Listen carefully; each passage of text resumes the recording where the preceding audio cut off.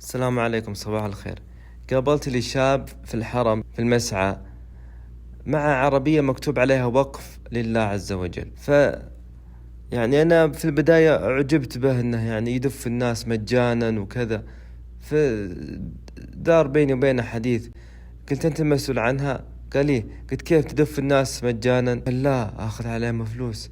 قلت كيف تأخذ فلوس عليهم وهي وقف لله؟ أخذها من المكتب وأنا أترزق الله عليها. قلت تترزق الله على شيء مهب لك؟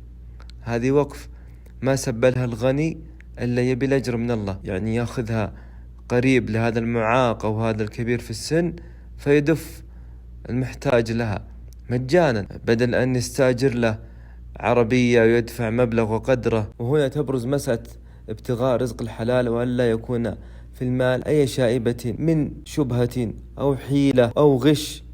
ومن عاش بالحيلة مات بالفقر.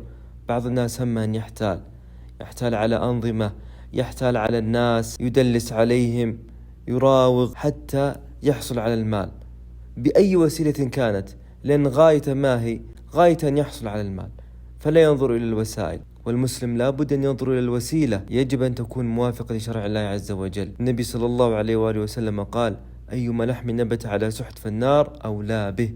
ما أجمل الوضوح، ما أجمل الصدق، ما أجمل أن يكون الإنسان صادقا مع نفسه أول شيء، ومع ربه ومع الناس، واضح في معاملاته.